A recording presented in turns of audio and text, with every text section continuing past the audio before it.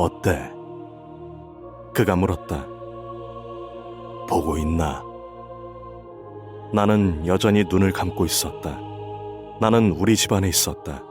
그건 분명했다. 하지만 내가 어디 안에 있다는 느낌이 전혀 들지 않았다. 이거 진짜 대단하군요. 나는 말했다. 1983년 출간 8주 만에 3쇄를 찍어내며 17,000부의 판매고를 올리고 12개 언어로 번역 판권이 팔린 책. 레이먼드 카버의 단편집 대성당은 아내가 알고 지낸 한 맹인이 집으로 찾아오면서 시작된다.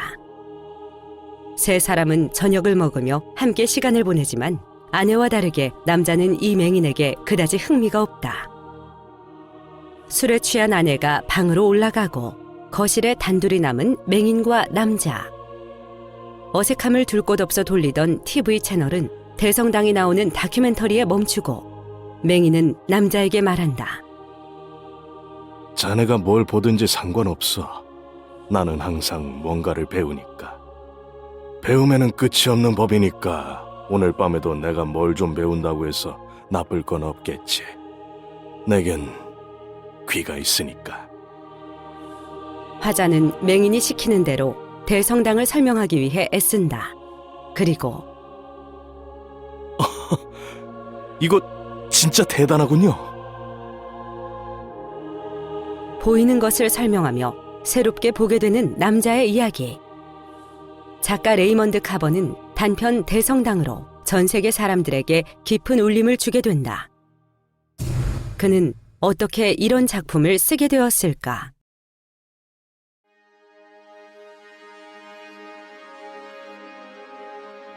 (1938년) 미국 오리건주 노동자 계급의 부모 밑에서 태어난 카버는 그저 그런 학벌과 집안 환경 속에서 자신도 부모처럼 살게 될 것이라 여기며 살았다. 하지만 그런 막연한 짐작은 만 20이 되기도 전에 결혼을 하면서 비틀어지는데, 어린 나이에 아이 둘을 낳은 이후로 가정을 꾸려나가기 위해 온갖 직업을 전전해야 했던 것이다. 20살이 되고 결혼해서 애들을 낳기 전까지는 내 인생에 중요한 일이라는 게 없었던 것 같아요. 그 후에야 일들이 벌어지기 시작한 거죠. 10대 시절부터 글쓰기 수업을 들으며 글에 흥미를 보였지만 그가 오롯이 글에 집중할 시간은 없었다. 잡지에 짧게 실리는 원고료는 생활을 유지하기엔 터무니없이 적었고 애써 쓴 원고는 그마저도 편집자에 의해 자주 변형됐다. 그리고 여러 일을 전전하며 겪은 가족이라는 이름의 막대한 책임과 불안한 현실은 아버지에게 물려받은 알코올 의존증으로 나타나게 되는데, 술에 의지하던 날들은 어렵게 얻어낸 대학 강사 자리마저 앗아갔고 두 번째 파산 신청과 아내와의 별거를 하게 된다. 짧은 시간 완성해야 했던 글들과 생계를 유지하기 위해 발버둥 쳐야 했던 시간들과 불안은 어쩌면 그가 쓴 소설의 모태가 되었는지도 모른다.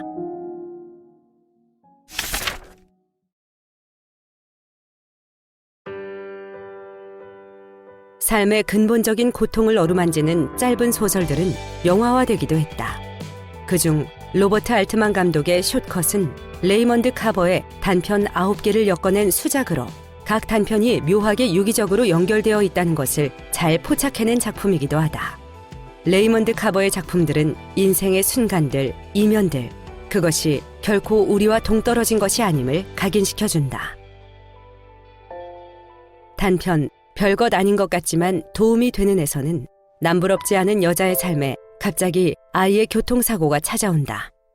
깨어나지 못하는 아이로 힘들어하던 여자는 지나치던 어린 여자아이에게 이런 말을 한다. 아이를 갖지 마. 정말이야. 갖지 마라. 단편 사랑을 말할 때 우리가 이야기하는 것에서 심장 전문의는 이런 말을 한다. 두 커플이 모여 술에 취한 어느 밤이었다. 사랑에 관해 뭔가 아는 것처럼 말할 때 우리가 이야기하는 것들에 대해선 창피해야 마땅해. 단편 열에서 집을 나간 아내가 돌아오지 않는다는 걸 신혈과 함께 받아들이게 된 남자는 이렇게 생각한다. 그 인생은 지나가고 있었다. 그 지나침은 비록 그럴 수 없을 것 같아서 그는 맞서 싸우기까지 했지만 이제 그의 일부가 됐다. 그가 거쳐온 지난 인생의 모든 것들과 마찬가지로. 결코 완벽하지 않은 삶의 순간들, 어딘가 실패를 맞이하는 가라앉는 인물들, 뒤틀린 현실과 불편하고 담담한 이야기들이 던져주는 묘한 연민. 궁핍과 불안에 시달리던 작가 레이먼드 카버의 삶은 1977년 바뀌게 된다. 4번의 입원에 걸친 알코올 중독 치료 이후 금주를 결심한 것이다.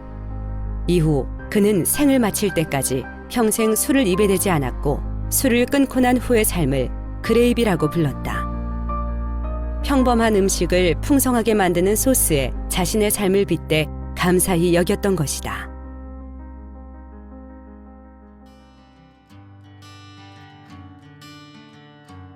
이후로 그는 전미 도서상 후보에 올랐고 여러 문학기금을 받았다. 대성당을 발표한 1월엔 미국 예술문학 아카데미에서 상을 받아 매년 35,000달러를 세금 공제 없이 5년간 받을 수 있게 됐다. 보수를 받는 직업을 갖지 않고 창작에만 몰두하라는 조건이었다. 마침내 생활을 걱정하지 않고도 글을 쓸 수 있게 된 것이다.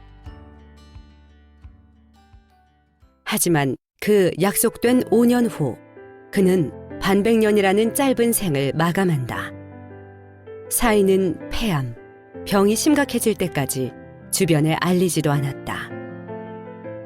그레이비 같던 삶은 그가 견뎌온 불안과 역경에 비하면 아주 짧은 시간이었지만 그는 생전에 써둔 노트에 이런 시를 적어두었다. 그렇긴 하지만 그래도 너는 이번 생에서 네가 얻고자 한 것을 얻었는가? 그렇다. 무엇을 원했는가? 이 지상에서 나를 사랑받는 사람이라 부를 수 있고 사랑받고 있다고 느끼는 것. 언제든 불안하고 어딘가 쓸쓸한 생을 그저 겸허하게 받아들였던 레이먼드 카버. 불안을 견디고 넘어선 사람이 이겨내라 강요하지 않는, 그저 그 불안을 함께 해주는 듯한 그의 이야기는 우리에게 남아 큰 위로의 문장으로 읽히고 있다.